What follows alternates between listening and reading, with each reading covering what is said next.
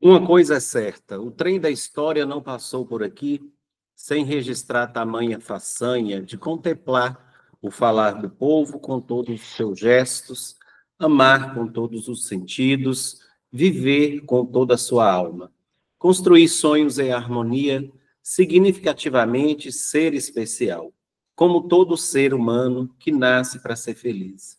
Sejam bem-vindos a essa aventura. Começamos aqui as nossas aulas da disciplina de português instrumental.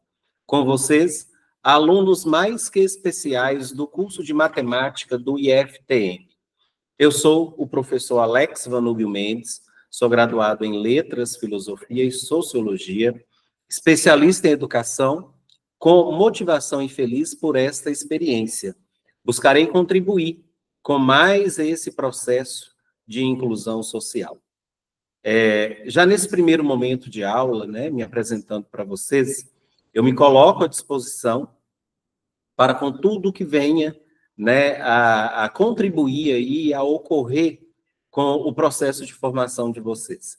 Tenham plena certeza que escolheram uma excelente instituição de ensino e o sucesso depende também de vocês. Então, estejam presentes, façam as leituras atentas de todo o material que é proposto em sua plataforma de ensino, para que assim possamos, né, organizar a nossa vida acadêmica e ter uma jornada excelente. Vamos começar? A nossa disciplina tem um foco textual, contextual, uma disciplina interessantíssima, né, para o início de todo o processo nosso de escrita. A nossa ementa, ela traz reflexões sobre organizações textuais, produções textuais, estudos de texto, organização acadêmica, né, como um todo. Mas, enfim, vamos refletir agora sobre um assunto primordial no que diz respeito aí à leitura, à escrita, né, de um texto. Seja ele produzido em um contexto comunicativo mais informal, coloquial, ou em aquele que exige ali a formalidade. Texto, a gente encontra isso dentro do processo de contexto da escrita científica, né? Então, assim, vamos estudar sobre a organização textual, ou seja, de que forma podemos dispor as informações em nosso texto escrito ou oral, tendo em vista aí a clareza, a adequação vocabular, né, a estrutura de informações de forma coesa. Então, a sequência, ela precisa ser coerente, né, em relação à mensagem que deve ser transmitida. Então, a palavra texto, ela origina-se de um outro termo latino, textum, né, que significa tecido.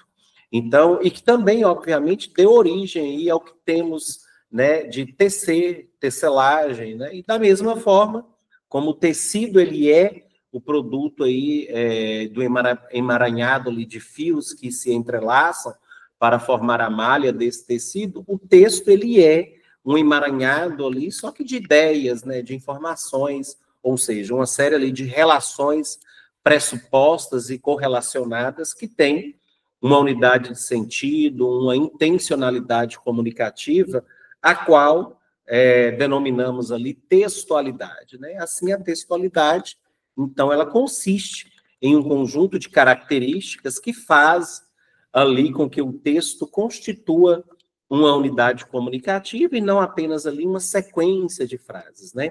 E aí eu coloquei em tela para que vocês observem aí o texto, né? Dentro desse nosso primeiro momento aqui, né? Estudando esses fatores de intertextualidade, nós temos aqui um texto a qual a gente vai analisar aí nessas primeiras palavras, né? O nome desse texto é Circuito Fechado, de Ricardo Ramos. E ele traz as seguintes situações. Chinelos, vaso, descarga, pia, sabonete, água, escova, creme dental, água, espuma, creme de barbear, pincel, espuma, gilete, água, cortina, sabonete, água fria, água quente, toalha. Creme para cabelo, pente, cueca, camisa, abotoaduras, calça, meias, sapatos, gravata, paletó.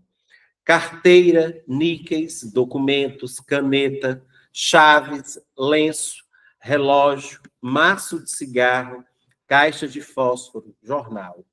Mesa, cadeiras, xícaras e pires, prato, bule, talheres, guardanapo, mictório, pia, água, táxi, mesa, toalha, cadeiras, copos, pratos, talheres, garrafa, guardanapo, xícara, maço de cigarro, caixa de fósforo, escova de dentes, pasta, água, mesa e poltrona, papéis, telefone, revista, copo de papel, cigarro, fósforo, telefone interno, externo, papéis, prova de anúncio, caneta e papel, relógio, papel, pasta, cigarro, fósforo, papel e caneta, telefone, caneta e papel, telefone, papéis, folheto, xícara, jornal, cigarro, fósforo, papel e caneta, carro, maço de cigarro, fósforos, caixa de fósforo, paletó, gravata, poltrona, copo, revista, quadros, mesa, cadeiras, prato, talheres, copos e guardanapos, xícaras, cigarros e fósforo, poltrona, livro, cigarro e fósforos, televisor, poltrona, cigarro e fósforo, abotoaduras, camisa, sapatos, meias, calças, cuecas, pijama, chinelos, vaso, descarga, pia, água, escova, creme dental, espuma, água, chinelos, coberta, cama e travesseiro. Bom, pessoal, feito isso, vamos analisar, né? Vamos pensar. Nós vimos aí várias palavras, né, soltas, e a gente precisa fazer algumas reflexões iniciais para que a gente entenda, né, o objetivo desse nosso primeiro encontro, dessa nossa primeira aula. A primeira reflexão que eu faço com vocês é a seguinte: podemos dizer, né, que o conjunto de palavras aí extensa que foram lidas e acompanhadas por vocês é um texto? Olha que reflexão que a gente tem que ter aí nesse primeiro momento. Podemos dizer que o conjunto de palavras lidas anteriormente é um texto? Pois bem, não necessariamente, né? Embora seja, né, um agrupamento de palavras, né, ela não apresenta coerência global, né? Nenhuma progressão temática clara que compromete ali a sua textualidade, né? Nós entendemos que houve uma sequência ali, manhã, tarde e noite, trabalho, saída de casa, volta para casa, né? Mas esse agrupamento de palavras, ele não tem uma coerência, né? Não está ligado ali com outros termos adicionais para que se tenha um sentido real. Mas por que isso? Né? É outra questão aí que a gente precisa entender. Porque para ser considerado um texto, não basta ter palavras, como vocês viram, ou frases, né, na realidade. É preciso que essas partes aí, elas se articulem com sentido, né? Com intenção comunicativa, com coesão, né? Esse trecho anterior que a gente leu aí é uma lista caótica, né, desconexa ali de objetos, mas ele não tem um fio condutor ali evidente, né, para que as coisas tenham significado. E aí a outra questão existe um sentido ou um contexto, né? Na realidade, há uma tentativa de contexto, né? Já que os objetos listados ali, eles parecem pertencer a diferentes ambientes do cotidiano, né? Que é o banheiro, que é o quarto, que é o escritório, mas falta ali uma organização, né? Uma progressão temática, né? Uma intencionalidade ali que é clara. E qual seria, então? Né? O único sentido possível aí é uma associação livre de objetos, né, que poderiam compor ali uma rotina, como a gente pensou anteriormente, diária, né, ou cômodos ali de uma casa. Mas, no entanto, isso não é estruturado de forma clara, né, de forma suficiente para poder constituir aí um verdadeiro texto, né? E o que difere ele dos outros textos que a gente já viu, que a gente já leu. Obviamente, né, você deve ter pensado aí que a maioria dos textos que a gente lê, ele possui algumas situações que são básicas, desde quando a gente estuda, né, lá no ensino fundamental e no ensino médio, né? Precisa ter uma introdução, um desenvolvimento, uma conclusão, né? Esses textos, eles precisam ter também ali uma ideia, que é uma ideia conectada, né? Precisa ter um objetivo comunicativo claro. Então, qual é o objetivo do meu texto? Vai ser de informar? Vai ser de narrar? Vai ser de argumentar? Vai ser uma instrução que eu vou dar? Né? Então, os textos, gente, antes de tudo, precisam ser coesos, né? Precisa ter uma coerência textual. E o trecho lido, ele não apresenta essas características, né? Parece aí uma lista cheia de palavras, né? Aleatória de palavras aí, mas não é um texto com unidade de sentido, né? Caros acadêmicos, costumamos, né, dizer que não sabemos português, né, ou que nossa língua é muito difícil. Mas, em contrapartida, frequentemente, a gente também ouve, né, e também falamos sobre a importância da leitura em nossa vida, sobre a necessidade de se cultivar o hábito de ler, sobre o papel da instituição escolar na formação dos leitores competentes, né? No entanto, poucas das vezes levantamos questões que favorecem aí o interesse pela leitura e em seguida pela própria produção de texto, né? Mas o que é ler, afinal, né? Como e para quem ler? Então, essas perguntas, elas poderão ter diferentes respostas e que revelarão, obviamente, uma concepção aí de leitura, né? Decorrente ali das concepções de sujeito, de língua, de texto, né? O sentido que se adote sobre isso. Então, a concepção mais atual é chamada de interacional ou dialógica, né? Que tem ali como foco a interação autor, leitor e texto. Esses sujeitos, o autor, o leitor e o texto, eles são vistos como seres ativos, né, que constroem ali socialmente os sentidos dos textos através ali de diferentes tipos de estratégia. Então, o que importa, né, ressaltar é que ler e escrever são atos indissociáveis, né, inseparáveis. Quem lê muito tem ali pouca dificuldade, né? Quem lê muito ali, quanto mais você lê, menos dificuldade você vai ter em compreender os textos, né? Em organizar as ideias que tem ali, as ideias independentes ali de se dominar ou não regras gramaticais, né? Mas a manifestação, né, ali que entenda o que está acontecendo naquele contexto, na questão da fala, ou na questão da escrita, né, ou então por colocar a sua opinião mesmo sobre aquele texto que você acabou de ler, né, que está configurado ali dentro daquela proposta que eu acabei de falar. Então, claramente a gente pode dizer que escrever é um ato processual, né? Que se constrói ali por ensaio, né? Até por erro, né? Não devendo ser um privilégio dado a poucos, né? Mas é um direito de todos. Então, o texto ele não vai nascer pronto, né? Ele é planejado, ele é trabalhado, ele é lido, ele é relido, né? Ele é revisado, tem-se uma correção daquele texto, né? Até que ele possa chegar ali ao produto acabado. Então, na leitura, na produção de texto, importa, né, considerar e compreender o uso dos aspectos linguísticos, né, a sua relação ali com os aspectos situacionais, né, que são os contextos. Então, no nosso estudo de português, né, claro que de forma instrumental nesse curso aí de licenciatura em matemática, ele precisa estar voltado aí para as especificidades, né, do próprio texto. Então, nós vamos aprender, né, dentro dessas 4 aulas aí, a questão da forma, do propósito comunicativo, né, do próprio vocabulário e outros aí, né, e obviamente para o meio, né, que reconhecemos e que a gente utiliza aí como principais estratégias construtivas, né, obviamente. Mas estamos apenas no início, né, apenas para que a gente consiga entender aí a nossa proposta de aula de hoje. Mas, vamos lá.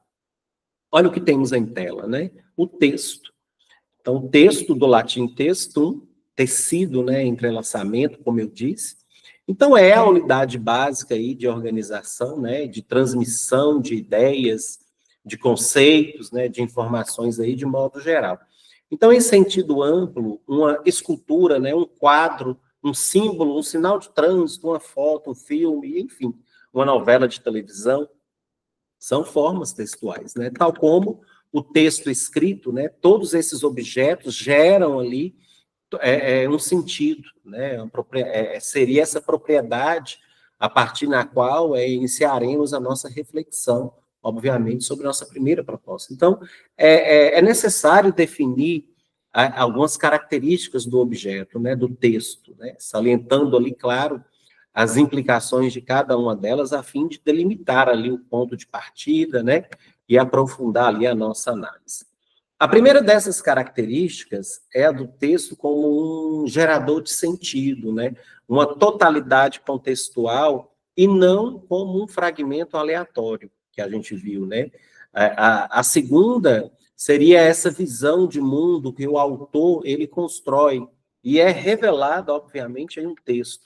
Então, por mais neutro, né, que se pretenda, como nas instruções de um equipamento, né, ou na notícia de jornal, por exemplo, todo texto ele é adotado, né, de certo grau ali de intencionalidade. Né? Esse fenômeno ele é muito mais notado quando os nossos textos eles são argumentativos, né? Mas a terceira seria a questão ideológica, né, que através ali da qual ocorre ali o processo de produção de significados, de signos, né, de valores da vida social, que se identificam normalmente ali com determinada cultura, né, ou com uma formação histórica e social. Por fim, a quarta característica, ela vai ser ligada ali significativamente a essa terceira, né? Pelo fato ali de serem produtos de uma época, né, ou de um lugar específico, os textos, eles carregam marcas desse tempo, né, desse espaço, o que explica que não são totalmente autônomos, né, mas sim um diálogo estabelecido ali com outros textos, né, e com o contexto. Mas o conceito de texto, né, qualquer falante sabe que a comunicação verbal não se faz através das palavras isoladas, desligadas umas das outras, né, e do contexto a qual elas são produzidas ali. As manifestações naturais da linguagem humana são configurações de uma língua natural qualquer, dotada ali de sentido, né, visando um dado objetivo comunicativo. As tais configurações, chamamos elas de textos, né, ou discursos, né? Portanto, o texto ou discurso é uma unidade linguística e concreta, dotada de sentido, que é tomada ali pelos usuários da língua, né, do falante, do escritor, do ouvinte, do leitor, e que vai visando aí um dado objetivo comunicativo, que seria a função. Um texto, porém, deve possuir aí um conjunto de propriedades para que seja realmente um texto. E a esse conjunto de propriedades, a gente dá o nome aí de textualidade, né? Mas o que seria a textualidade? Caros acadêmicos, textualidade é o conjunto de características que fazem com que o conjunto de palavras forme aí um texto de verdade, com sentido, né? Com função comunicativa. Então, por exemplo, quando alguém diz, choveu muito hoje, por isso a rua está alagada. Há textualidade, pois há uma relação lógica entre as partes, né? Mas já se eu tivesse uma sequência como chuva, rua, muito, alagada, não possui textualidade, pois não há uma coesão, não há coerência. Textualidade envolve fatores, né, como coesão, que seria a ligação entre palavras e frases, a coerência, que é o sentido global, a intencionalidade, que eu disse anteriormente, que é o objetivo de quem se escreve, a questão da aceitabilidade, que é o leitor entender e aceitar como um texto, a informatividade, né? Quanto aí de novidade que ele traz, a questão da situacionalidade, que é estar adequado ali ao contexto, e, por fim, a intertextualidade, que é essa ligação entre outros textos, né? Então, por exemplo, uma receita de bolo tem textualidade porque segue uma estrutura clara, né, com ingredientes, com modo de preparo que é organizado, né, para poder ensinar ali algo. Então, um bilhete, uma notícia, um aviso ali que está na porta, ou uma mensagem no celular, também são textos com textualidade, porque eles cumprem ali o seu papel comunicativo e fazem sentido. Feito isso, a gente vai falar agora sobre os critérios de textualidade. Acompanhem o slide que segue, que vai ficar bem mais claro aí para que vocês consigam visualizar aí esta temática. Textualidade, pessoal, é o que garante que um conjunto de palavras seja realmente compreendido como texto.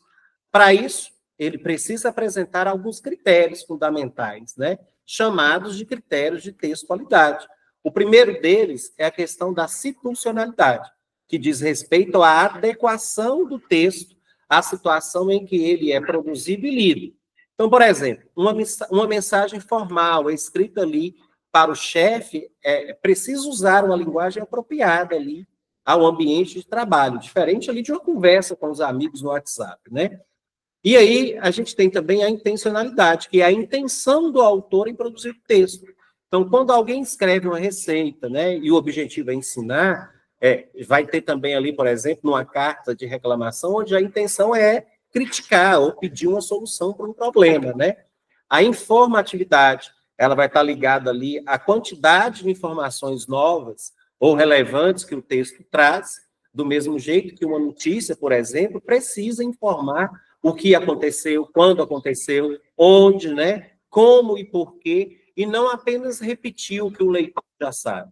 Já a coesão trata da ligação de palavras, de frases, né, de parágrafos ali, por meio de elementos como pronomes, conjunções e pontuação. Então, por exemplo, aí, João comprou um carro, ele é vermelho. O pronome ele, né, quando a gente trata assim, retoma o carro. Então, tem ali uma ideia de coesão.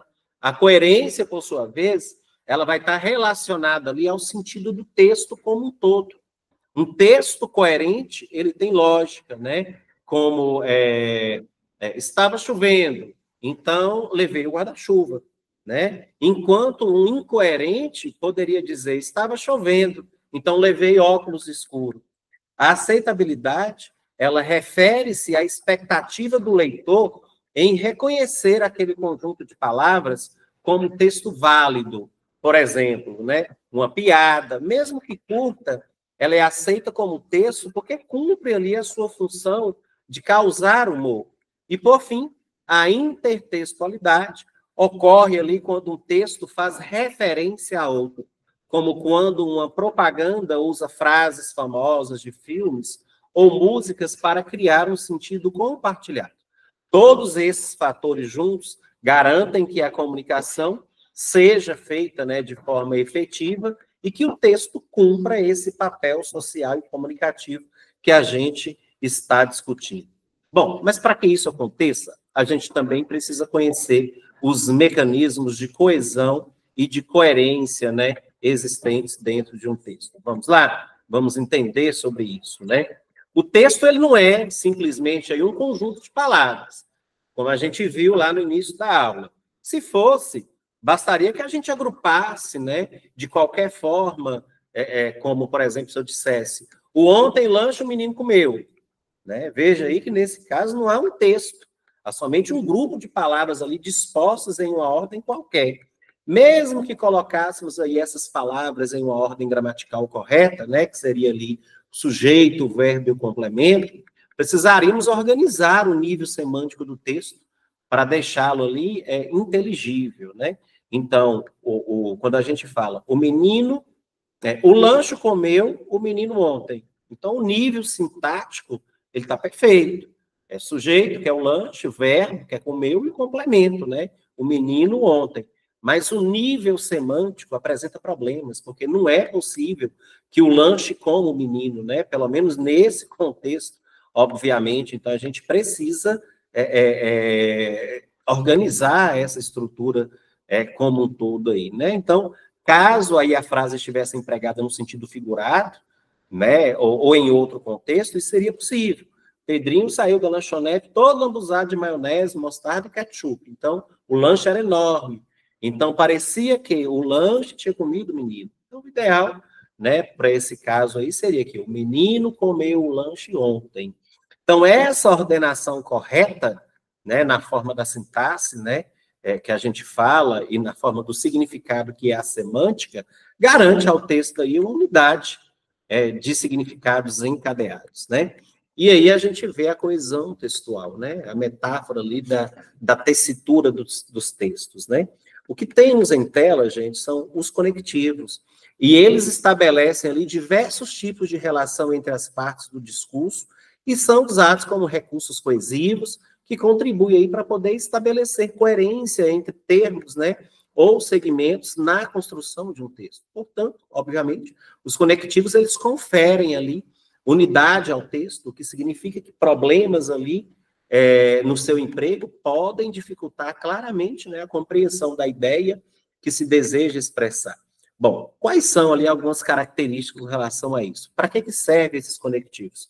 Eles servem para poder acrescentar, né, ideias, argumentos, né, enfim, além de sofrer ali com constantes choques econômicos que vem sendo submetido, como no exemplo que eu posso colocar como frase, a classe média vem se forçando a expandir suas atividades para poder sobreviver. Então, olha o uso do além de sofrer com constantes choques econômicos, né?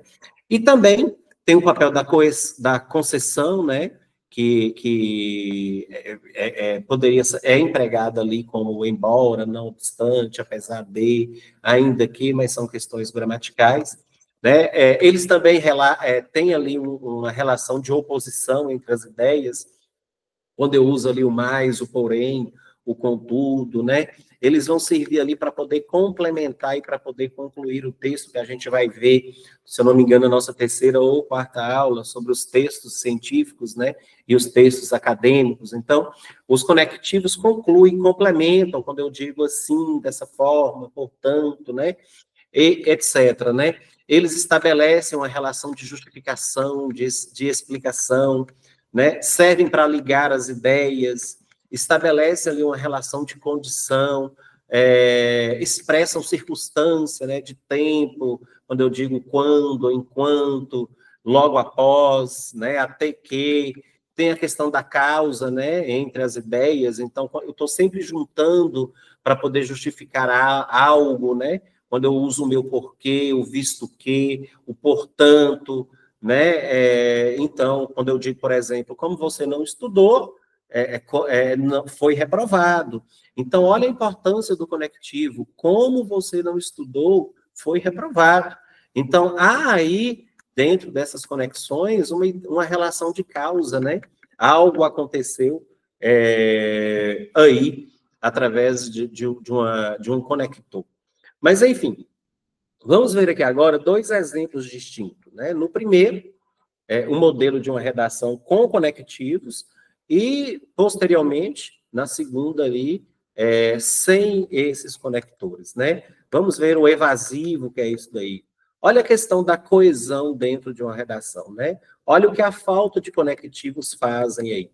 Né? Nesse slide aí, pessoal, nós temos aí um exemplo visual de como a coesão ela é fundamental na construção de uma redação bem estruturada, né? A palavra texto, ela está sendo repetida aqui intencionalmente, claro, mas ela representa qualquer redação que qualquer aluno esteja desenvolvendo, né? O objetivo aqui é mostrar como que os conectivos eles são posicionados estrategicamente para dar fluidez, né? Encadeamento lógico ali as ideias, evitando as repetições desnecessárias e, claro, promovendo ali a progressão textual, né? Então, começamos aí com o uso de esse texto, que funciona ali como um recurso de retomada, né? Referindo-se a algo já mencionado anteriormente. Logo depois aparece o conectivo entretanto, que é marcado ali como ideia de oposição ou contraste em relação ao que foi dito antes, né? O termo internet, por sua vez, introduz ali o tema em discussão, estabelecendo ali uma coesão que a gente chama de referencial. Logo depois temos, diante desse cenário, né, que vai introduzir ali uma justificativa ou uma análise contextual, ligando ali os argumentos ao panorama social que é apresentado.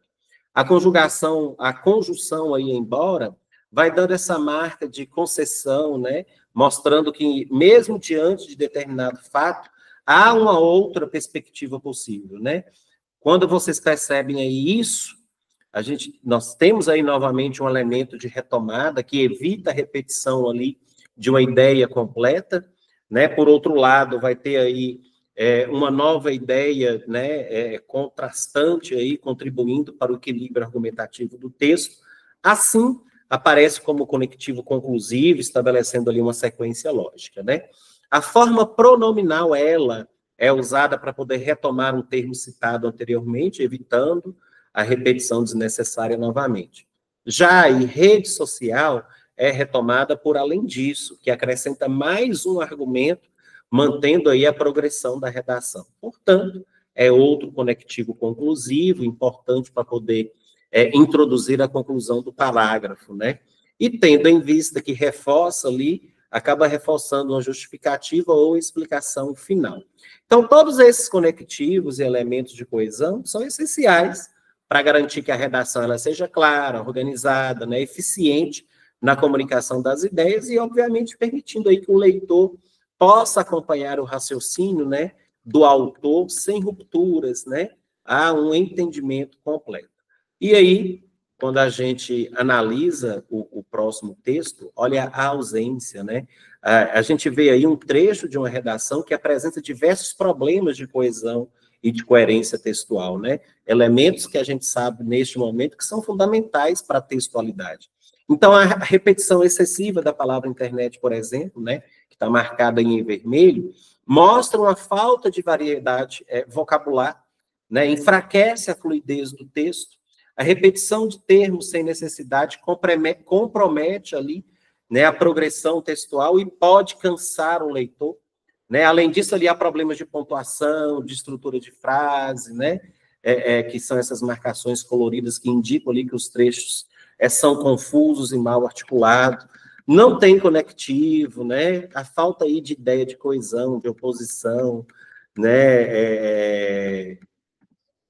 Há trechos com marcas ali de oralidades que não foram adaptadas à língua escrita, né? Que afeta a questão da formalidade que é exigida ali em uma redação escolar ou que seja para um concurso público. Então, essa redação, ela é um exemplo, né? Aí, claro, de como que a ausência de coesão e de coerência, ela pode comprometer a clareza e a eficácia da comunicação escrita, né? Então, para evitar isso, é essencial que a gente faça aí uma revisão da escrita, que a gente substitua repetições ali por sinônimos, né? Que a gente use conectivos apropriados para poder garantir que cada frase ali contribua de forma lógica e clara para o desenvolvimento do tema, né? Então, há toda uma mágica, né? Há todo um estudo sobre isso. Com relação à coerência textual, é essencial, né? Porque garante ali que as ideias do texto façam sentido entre si. Né? Ela que permite ao leitor entender a mensagem de forma lógica e organizada. Então, o texto ele pode ter frases corretas gramaticalmente, mas se as ideias não se conectarem com clareza, né, ele não será compreendido. Então, por exemplo, dizer, chovia muito, então levei os óculos escuros que eu disse anteriormente, não tem coerência, porque óculos escuros não são usados na chuva. Mas quando eu digo, chovia muito, levei um guarda-chuva, é coerente, pois a ação combina com a situação. Outro exemplo também, Maria passou no concurso, por isso está triste. Isso faz sentido? Né? O que a gente espera? Maria passou no concurso, por isso está feliz. Então, a coerência depende de lógica, né? Do contexto, do conhecimento de mundo. Né? Então, um texto coerente respeita a sequência das ideias, evita contradições e conduz o leitor de forma clara até a conclusão. Mas aí, já chegando aí ao final do nosso primeiro encontro, né? Esse trecho aí da redação, ele é um bom exemplo, né? Da coerência textual, porque ele apresenta ideias bem conectadas, né? Uma progressão lógica.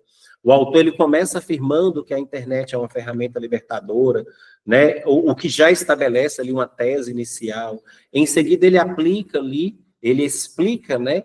que, por esse motivo, as ditaduras tendem a limitar ou proibir o acesso a ela, né? O que é uma consequência lógica da frase anterior. Então, o uso de conectivos como por esse motivo, no entanto, e mesmo nas democracias, ajuda aí a construir uma argumentação fluida, né? Que vai ampliando aí o ponto de vista. Depois, aí, o texto ele apresenta um contraponto ao afirmar que, mesmo em democracias, o consumo de informação é moldado por fatores externos, né, e aprofunda aí a análise ao discutir aí o controle de informações. Então, o autor ele mostra os dois lados da questão, né? O controle pode ser positivo ao impedir a propagação de conteúdos como pedofilia e violência, mas também pode ser negativo se usada para manipular ali a população. Então, essa visão equilibrada mostra maturidade argumentativa e respeito, né, à lógica interna do texto. Então, ao final ali, a conclusão, né, do texto aqui, logo no finalzinho, ele traz aí para a gente, né, ele conclui aí, dizendo, né, ele acaba retomando ali a ideia de que o controle da informação pode afetar até o processo eleitoral, fechando ali o raciocínio todo de um texto de forma coerente. Então, ou seja, né, a redação, ela tem começo, ela tem meio e tem fim, com ideias que são encadeadas, sem contradições ou rupturas de sentido, né? O que é exatamente o que se espera de um texto coerente. Então, pessoal, a gente finaliza nosso primeiro encontro, nossa primeira aula, e eu deixo aqui um texto construído, muito diferente do texto que a gente leu, né? Aquele emaranhado de palavras que a gente leu lá no início da nossa primeira aula. Meu objetivo aqui é deixar claro para vocês que texto tem que ter finalidade, texto tem que ter objetivo. Palavras soltas não são textos, né? Não cria texto. A gente precisa de uma sequência que tenha lógica, que tenha objetivo, né? E que seja coeso, que seja coerente. Grande abraço. Não deixe de visitar a sua plataforma, a sua biblioteca, né? Lá eu deixarei os arquivos, o material de estudos, bem como de realizar as atividades, né? Que são as atividades aí de conclusão da disciplina de vocês.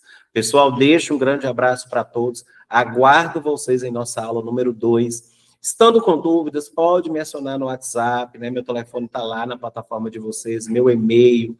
Nossos encontros semanais é para discussão desses conteúdos. Lembrem-se, o encontro semanal com o professor é para sanar dúvidas. Estejam presentes, né? Vamos falar sobre esses assuntos, vamos construir uma educação à distância de qualidade. Pode ter certeza, vocês escolheram o melhor lugar para estar. Parabéns e até o nosso segundo encontro.